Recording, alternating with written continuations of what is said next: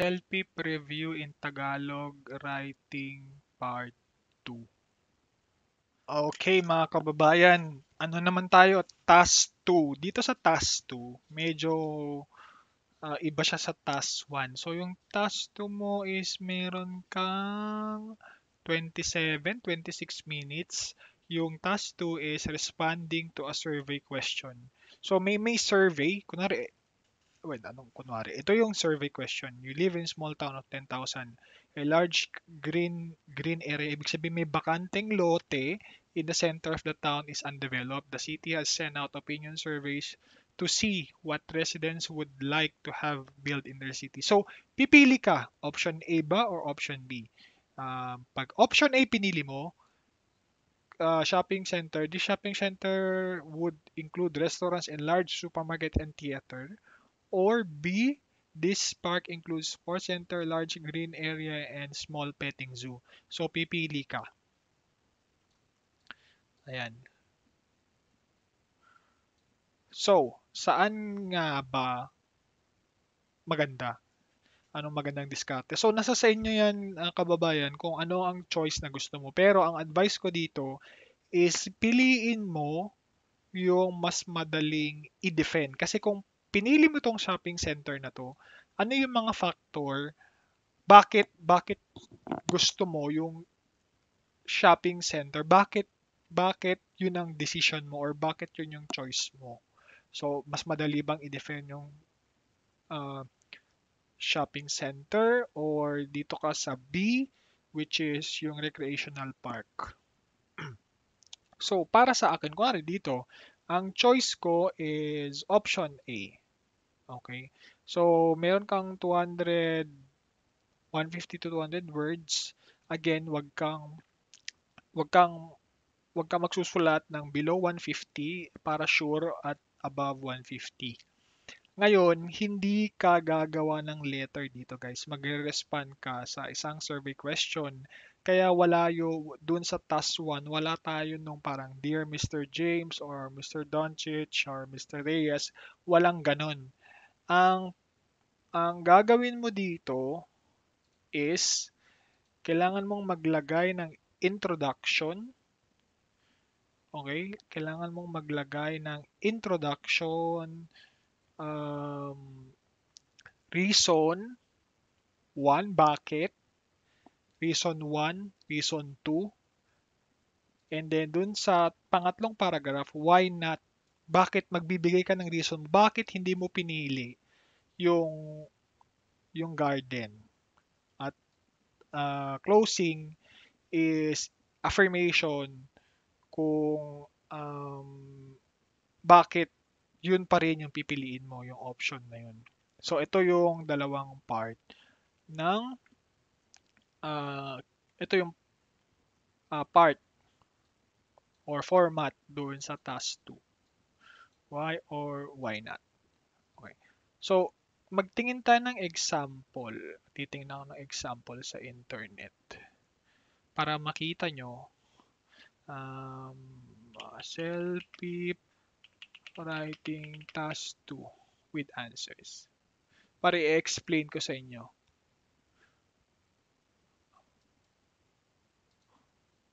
Okay.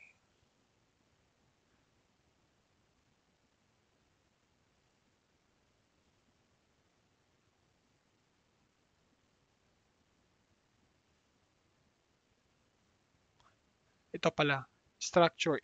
Actually, dito ko ginaya yon. Intro, body 1, defend your opinion, criticize the other. Hindi pala, why not? I-criticize mo yung opinion ng isa. Okay, example dito. Dito, ang gusto niya, your local government wants to create an entertainment facility for its local residents. So, either town government should build a zoo or gusto mo should build a drive-in. So, pipili ka or drive to, they have the option either a zoo or drive-in. So, ang una mong gagawin is introduction, defend your opinion, body, to criticize the other, and conclusion. So, tignan natin kung anong ginawa niya dito. So, guys, Same as letter, i-breakdown mo into paragraph para smooth yung structure or yung transition for your writing. Let's say yung give your opinion, introduction. The choice between zoo and drive-in certainly represents a complex scenario. I opine, hindi mo naririnig to masyado. I opine this is an advanced word that the drive-in would have more pros over cons to it. So guys, basic introduction. Ito si LB9 to. So ito na yun. Ito yung introduction mo. Ngayon, body. Defend your option. So, yung option niya dito is yung drive-in. So, kailangan mong magsabi bakit drive-in, explain mo in details. Yun lagi sa writing, guys. Magsasabi ka ng ganito, bakit? Kailangan mong i-explain, i-expound, kailangan malinaw sa reader na ito yung reason ko bakit ko ginagawa to. Let's say, dito, pinili niya yung drive-in. To begin with, yun yung transition niya guys. Gagawa ko ng video natin para ano yung mga transitions, paano mag-brainstorm dito sa writing. So, yung transition niya, ginagamit niya dito is drive-in daw, provide a top-notch opening for people to mingle with each other and foster friendship. So, ibig sabihin, magigipag-usap sila. Okay? And one of a kind, um, one of a kind experience. So, pag kasi, sabi niya, people are limited to experiences in their car, provided with the exemption of road trips. So, tama nga naman yung reason niya. Pag nasa car ka kasi, kahit kami, naka-close yung bintana namin and by having a drive-in entertainment na nakabukas, manonood kayo ng movie na nakabukas, like meron dito sa Oakville, cinema, drive-in cinema. So, nakabukas yung mga pintuan or yung um, bintana, kumbaga. So, nagbigay siya ng yung unang reason niya is ito. Kasi ang nakalagay dito, so, defend your opinion, 1 to 2 kasi yan guys. Dito din 1 to 2. The best na gawin nyo is magbigay kayo ng bakit 1, bakit 2. So, ito yung unang reason niya. Tapos, ito yung pangalawang reason niya. Sa totoo, ito lang naman yung reason niya eh. Pero, ito, explanation niya to support yung main reason niya, yung 1 and 2. Okay?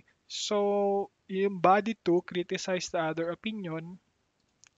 So, inacknowledge niya na oo, pag meron kang zoo, okay naman, basic moral codes, considering animal rights. Pero inano niya kasi, parang kinontra niya na emotional well-being, na may amoral to watch animals for just sake of humoring ourselves. For example, every animal in captive is or has been separated from their families. If they met the same fate, they would be outraged. So, negative. Parang nire-reason out niya na, although may ganito, kaso ano pa rin. Ganun yung Tagalog niya. Although maganda yung zoo na may ganito, ganyan, ganyan, ganyan. Pero kasi, yun. Pero kasi, may negative kang sasabihin. Okay? So, conclusion, rephrase your opinion. Wag mong i-copy-paste yung sinabi mo dito. So, ibahin mo lang na in conclusion, inconclusive, ginamit yan, inconclusive. Pwede mong gamitin in summary, in conclusion, conclusive, finally, diba? With the welfare of animals in top of mind, numerous advantages of the drive-in, the latter is worth consideration. So, parang ano na parang tinatakan niya dito na yung drive-in is more advantageous versus yung zoo. So, ganun yung pag-answer sa um, sa task 2. Yan, ganito. So, bigay ka ng two reasons. Two reasons. Tapos, syempre, magbigay ka din ng two reasons dito. Yan. Pag nagawa mo to guys, at least si LB5. Bakit ko sinabing at least si LB5? Depende kasi kung nagawa mo nga yung structure na to pero kulang ka sa explanation or kulang ka sa give on details, syempre, dun din magva-vary yun or may mga grammar mistakes ka like comma, period, spelling, magfa-factor in kasi yun. So, ganito, at least papaano dito sa video na to, tinuruan ko kayo kung paano yung format nitong task 2 at kung paano siya sagutin at paano yung approach mo dito sa task 2. So, good luck sa writing task 2.